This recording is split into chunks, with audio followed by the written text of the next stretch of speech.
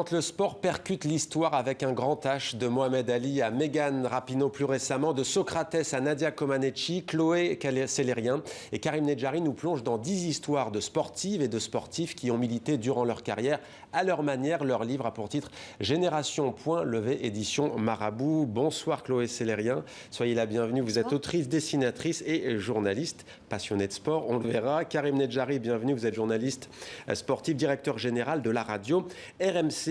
Quel est le point commun, Karim, entre Mohamed Ali, le plus grand boxeur de l'histoire, et Megan Rapinoe, la footballeuse aux cheveux roses de l'Amérique anti-Trump?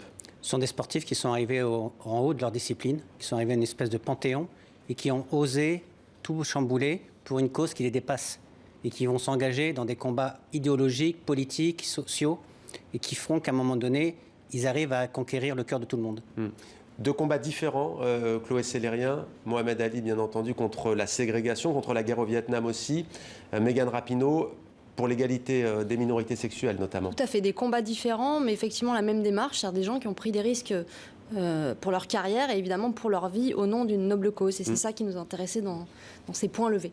D'autant plus qu'à l'époque de Mohamed Ali, il n'y avait pas les réseaux sociaux, il y avait les médias. Megan Rapinoe, ça a dû être beaucoup plus compliqué pour elle, on imagine. C'était compliqué. En même temps, en 1967, quand Mohamed Ali décide de ne pas partir au Vietnam, il risque sa vie, il perd sa licence de boxe, son titre de champion du monde. Il risque aussi 5 ans de prison ferme. Donc on peut aussi parler de risques, effectivement. C'était des risques énormes et qui ne se jouaient pas que sur les réseaux sociaux.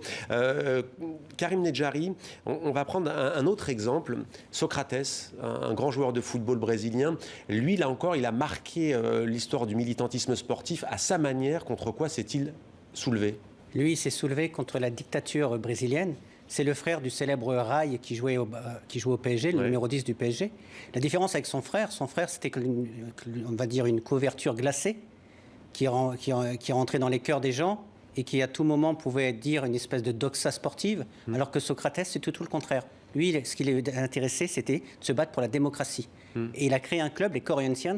Et dans ces Corinthians, en fait, on jouait au football de manière collective parce que la manière de jouer au football était un message politique. Pas de mise au vert, par exemple. On ne se retrouve pas à l'hôtel la veille, on reste ensemble, on décide des changements. C'était l'un des... C'est ce que vous disiez tout à l'heure. En fait, c'était un autre football, une autre manière de voir les choses. C'était l'époque où il n'y avait pas les réseaux sociaux. Donc il fallait communiquer et leur manière de communiquer, c'était leur attitude.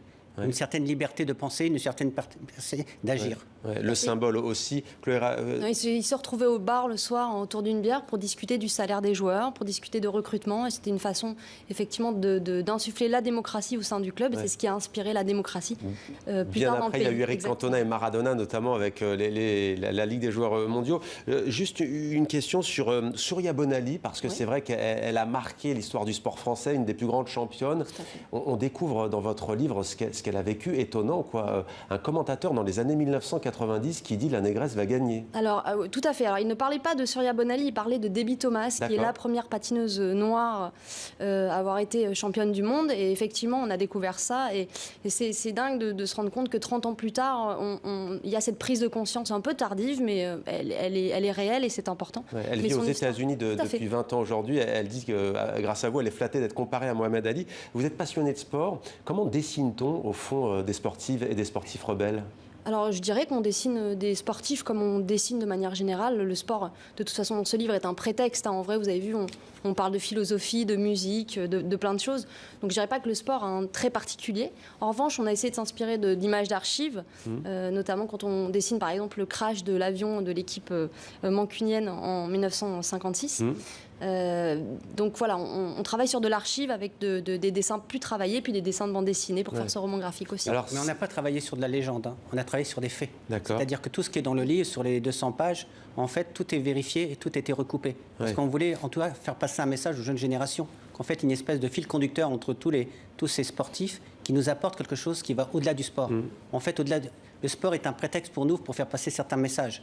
Et on pense que la nouvelle génération a cette capacité à pouvoir saisir ces messages. Et il y en a un qui ne va pas vous démentir, c'est un certain Marcus Rashford, international anglais de football, connu pour ses prises de position assumées en faveur des oubliés de la société britannique.